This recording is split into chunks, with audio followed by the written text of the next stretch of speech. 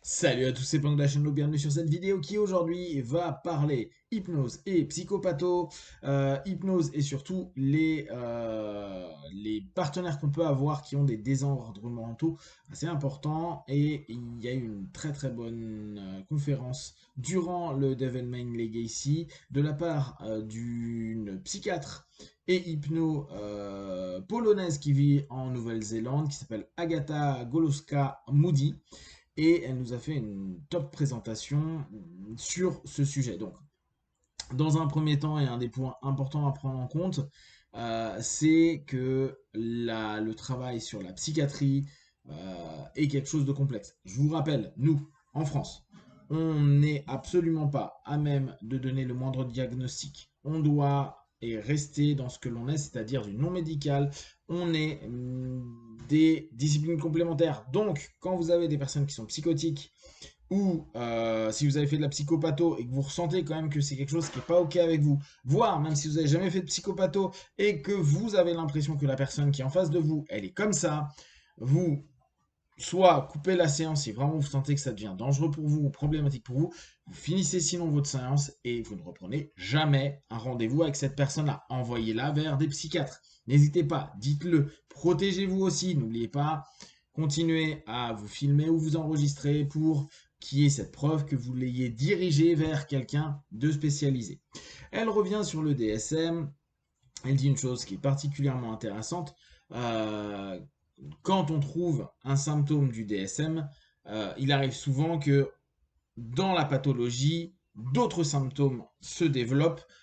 Et donc, l'idée tout le temps, c'est d'aller vers du causal parce que sur les symptômes, on peut tous en reconnaître et de fil en aiguille, si en plus on est dans une pathologie assez lourde, bah, ça va entraîner plein d'autres pathologies qui sont qui sont mis en exergue dans d'autres pathologies spécifiques. Donc, prenez toujours ça en compte. Mais je rappelle, on n'est pas des diagnosticiens à ce niveau-là, on laisse les experts faire. Une chose très intéressante qu'elle rappelle et que j'ai beaucoup apprécié, elle reprend ça de Hamer, je pense que c'est Bruce Hamer, donc qui est un psychologue et un hypno très connu aux États-Unis, qui fait un super boulot, je crois, je crois que c'est lui, hein, sur la douleur. Un mec qui bosse très très bien. Donc, les choses qu'il faut éviter en hypnose, les personnes qu'on doit éviter en hypnose, les personnes qui sont paranoïaques, les personnes qui sont dans des phases actives de psychose, les schizophrènes, les personnes sévèrement borderline, les personnes sévèrement dissociatives, les personnes qui sont dans des conditions médicales instables et qui n'ont pas été diagnostiquées au niveau de leur douleur. On ne sait pas ce que ça peut être, notamment elle faisait rapport avec les tumeurs. Les personnes qui sont toxicomanes, et en tout cas qui sont en phase d'intoxication, donc qui arrivent complètement défoncées en session. Les personnes qui ont des insuffisances intellectuelles pour capter le consentement dans le traitement. Là, ça me rappelle la NGH qui disait qu'il y a un certain QI, on évite de faire de l'hypnose dessus. Pour moi, c'est comme là, beaucoup de choses qu'elle a dit, on peut bosser avec, mais il faut avoir vraiment une confiance, savoir si la personne, notamment sur certains psychotiques, a été envoyée par quelqu'un qui est un psychiatre en l'occurrence ou pas. Si bah, de fil en aiguille vous tombez avec des personnes comme ça, vraiment évitez au maximum si vous le sentez pas. Et même quand on le sent, vu que c'est quand même c'est des personnes qui ont des pathologies lourdes psychiatriquement parlant, et l'hypnose a bien sûr ses limites. L'hypnose n'est pas magique, et toutes les conneries qu'a pu raconter Bendler sur ce qu'il a fait avec des psychotiques lourds, faut vraiment le mettre à distance, hein. Donc on peut travailler avec des personnes qui ont des insuffisances cognitives. Faut juste simplifier. La petite problématique qu'il y a, c'est qu'ils focalisent moins bien. Les personnes qui ont fait des décompensations psycho et les personnes en démence, là encore, il y a des spécialistes aux US et je vois de plus en plus de séminaires, j'en ai suivi un sur justement la gestion de la démence avec l'hypnose. Mais là encore, on prend vraiment de façon globale, c'est les personnes qu'il faudrait éviter. Maintenant, en cabinet, évidemment, on ne sait pas du tout qui va venir. Pourquoi il faut faire gaffe parce que ça peut développer la confusion chez les personnes, ça peut créer des désillusions, ça peut créer des hallucinations, ça peut créer des émotions alternatives qui sont pas forcément bonnes, et ça peut créer des changements de comportement donc pendant la session ou et post-session. Donc il faut toujours faire gaffe à vous et bien sûr à personne. Elle dit de faire attention au niveau des suicidaires. Bien sûr qu'on peut travailler dessus, bien sûr qu'il y a des bons retours dessus. Néanmoins, il faut bien se rendre compte que il y a parfois des choses qui vont beaucoup plus loin que ce qui n'y paraît parfois dans ce qui semble être géré, mais elle dit bien sûr que ça peut aider. Là encore, toujours une question de compétence, une question aussi de savoir dire non à un moment donné et de faire gaffe. Donc, voilà, encore, bah, c'est ça, c'est Bruce Hammer qui, en 2012, l'hypnose doit être utilisée avec respect et attention, parce que les trans peuvent faire peur aux personnes qui sont psychotiques. Il faut vraiment qu'il y ait beaucoup de confiance pour créer le travail. Il faut aussi reconnaître les limites de l'hypnose. C'est pas un outil de remémorisation mémorielle, hein, de remémorisation tout simplement, pardon. Mais ça peut faciliter certaines choses. C'est intéressant. C'est comment il s'appelle Jürgen Rasmussen qui mettait hier avant-hier. Attention, l'hypnose ne permet pas de retrouver la mémoire des choses, faut arrêter ces conneries-là. Et il a fait tout un article là-dessus. Bon, c'est assez récurrent. Attention quand vous avez des demandes à ce niveau-là, encore plus quand les personnes sont par exemple borderline, où tout ce que vous pouvez dire deviendrait éventuellement quelque chose d'absolu pour eux. Bon, après, il y a faire attention aux perceptions qu'on peut avoir, bien informer du consentement, bien expliquer que l'hypnose n'est pas de la relaxation ni que de l'imagerie guidée. Euh, Bref, il y a plusieurs éléments à respecter et à faire attention en hypnose. Hop, quand on bosse avec ce type de population. Donc, l'idée, le plan de traitement, c'est d'aller dans le sens, bien sûr, du client et ses objectifs. Elle nous parle ultérieurement de trucs plutôt intéressants. Je vais y arriver assez rapidement. Les éléments clés à prendre en compte, le background et l'histoire du trauma, le niveau de capacité cognitive, les différences culturelles, etc., etc. Le style personnel que vous avez et que la personne va avoir, la connaissance de soi, là c'est important, et tous les rapports de contre-transfert, elle met énormément en emphase le fait de bien connaître tous les problématiques de contre-transfert. Ça, on s'en fout, ça c'était plutôt intéressant, où elle fait des comparaisons entre neuroticisme et stabilité émotionnelle, extraversion, introversion, etc. etc. Introversion, quoi. Faire attention parce que bien sûr que malheureusement l'hypnose peut empirer des cas. Si dans vos écoles on vous a dit oui mais vous inquiétez pas, l'hypnose ne peut pas faire de mal, si, l'hypnose peut faire du mal et peut empirer des cas malheureusement. Donc ça, elle en a un petit peu parlé, simplement parce que il n'y a pas eu un bon diagnostic du patient, parce que il y a eu des choses qui ont été mal gérées dans la session, que l'attitude du thérapeute peut être déconnant, avec des communications confusionnantes, avec une approche anxieuse de pas mal de choses, notamment sur tout ce qui est attachement, etc. etc.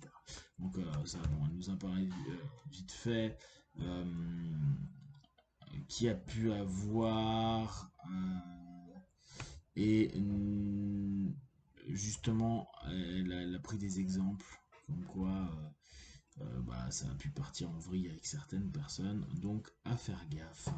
Donc ça, c'était Agnès, ok, hop, hop, hop. Et après, elle arrive sur quelque chose de cool. C'est ça. ce qu'elle appelle Cognitive Hypnotherapy Protocol, qui a été mis en place par deux gars qui s'appellent Aladdin et Amundsen en 2016. Donc tout un taf qui ressemble un petit peu à la TCC et à l'hypnose. Première phase, plutôt sympa, travail de relaxation, démonstration du pouvoir de l'esprit, travail sur le renforcement de l'ego positif, hein, expansion de son self-awareness, de l'attention de soi-même, des travails en post-hypnotique, des suggestions en post-hypnotique et un travail d'enseignement de l'entraînement à l'auto-hypnose. Ce qui est plutôt intéressant. La deuxième phase dans tout ce protocole, c'est restructurer le conscient et le subconscient par rapport aux origines de détresse émotionnelle. Donc, faire tout un boulot de rescripting mémoriel, c'est-à-dire repasser des étapes et modifier les mémoires transformer, de mettre des choses plutôt intéressantes dedans et positives pour que la personne aille mieux, travailler sur des régressions, travailler sur la chaise vide, travailler sur les affect bridge, travailler sur les écrans mentaux, travailler sur la restructuration cognitive. Donc voilà, ça c'est les phases actuelles exploitables dans un travail psychiatrique vis-à-vis de quelqu'un. Elle a donné un autre exemple de boulot plutôt intéressant, basé ce coup-ci sur la théorie de l'attachement de Bowlby, qui a été mis en place en l'occurrence par Spiegel. Il appelle ça Focus Psychotherapy and Wounded Self. Donc, il utilise l'hypnose comme un outil de recadrage d'attachement. Ça, je trouve que c'est assez cool. Si vous avez un peu étudié Bowlby, c'est plutôt intéressant son idée. Apprendre aux patients à penser comment, au sujet du monde, par eux-mêmes, avec une voix réflexive, de la tolérance, de l'acceptation, de la compréhension des ambiguïtés, de l'incertitude et de l'inconnu. Donc c'est tout le boulot qu'il va y avoir lié à la logique de l'attachement. Alors, on sait que souvent qu'avec un attachement insécure, c'est compliqué d'avoir une pensée réflexive parce que on est toujours dans la notion de peur et ça pose de gros problèmes pour nos partenaires. Donc, son travail qu'il appelle ARM, Approach, A pour je sais plus, alors là, j'ai pas envie de vous dire de conneries parce que c'est quand même assez important. Hop. Oui, première chose, alors le A pour lui c'est attunement, mais c'est harmonisation. Donc, joindre l'attention moment par moment des expériences, ancrer les aspects autour, créer des expériences positives de ce qui est en train d'être vécu, répéter toute la notion, aller sur le développement du langage pour des descriptions mentales des expériences,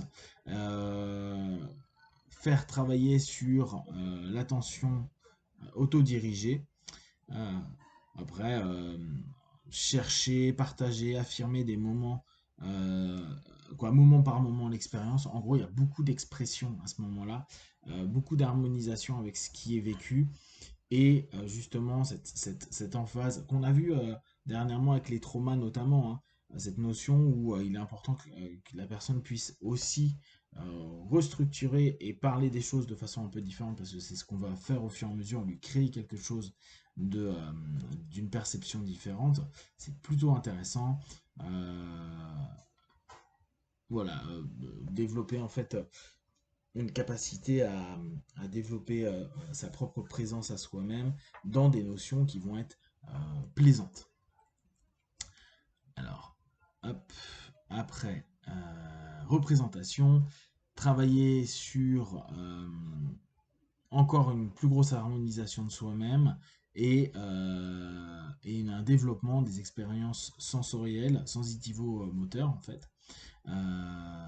Bon, faut voir hein, que là, elle a pris un peu de temps pour expliquer la différence entre des borderline et des narcissiques, et comment cette notion de représentation, soit d'un soi qui est complètement oublié dans le borderline, soit un faux self complètement créé par le narcissisme, comment on pourrait bosser là-dessus. Donc revenir assez souvent sur l'importance de soi, la curiosité de soi, la réflexion par rapport à son esprit et à ce qui est en train de se passer, l'observation des déclencheurs négatifs, etc., etc. Travailler beaucoup en part-thérapie avec bien sûr l'utilisation d'énormément d'éléments sensoriels. Donc là, on est vraiment dans la partie du soi, du retravail de l'ego, de l'être à un moment donné. Et enfin, la dernière partie, mentalisation, donc développer la conscience des états mentaux de soi-même et des autres. Donc, en fait, au fur et à mesure, on se redécouvre. À mesure qu'on se découvre, on va pouvoir avoir de plus en plus de conscience de notre sensorialité, de ce que l'on est et de ce que l'on vit. Et après, on va être plus capable d'avoir conscience de ces différents états émotionnels et mentaux et ceux des autres. C'est-à-dire qu'on est plus auto-centré sur soi, mais on retrouve cet attachement qu'on peut avoir sur l'autre. C'est exactement des principes qu'on peut retrouver dans les théories de l'attachement. D'accord. Sauf que bon, il y a des notions de fusion, etc. Mais qu'importe. L'idée est super intéressante. Et là, on peut travailler avec des suggestions directes et indirectes. On peut travailler sur la transformation des perspectives.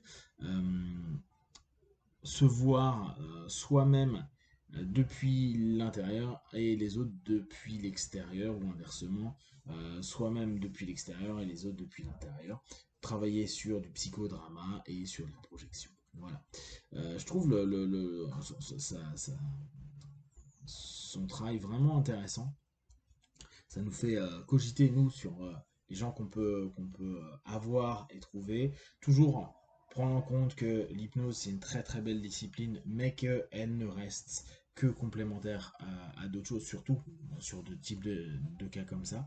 Ça nous permet de réfléchir à pas mal de choses. Peut-être que ça va vous intéresser à un peu étudier Bowlby, tout ce qui est théorie de l'attachement, et peut-être, bon, je vous redonne le nom qui est connu, un Spiegel, Eric B. Spiegel. Je pense que je vais essayer de me choper son bouquin. Je pense qu'il y a des trucs sympas à ce niveau-là. Hypnosis.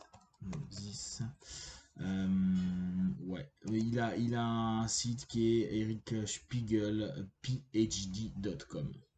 Donc, allez voir un petit peu ce qu'il peut proposer. Et à mon avis, il a fait, voilà.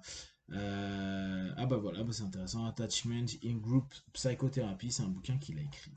Voilà. Si vous avez des questions et des remarques, partagez sur Facebook, YouTube, j'y répondrai le plus rapidement possible. Comme d'habitude, de tout ce que je propose de me avec ce qui est bon juste pour vous. Testez, observez, analysez et concluez. Ciao.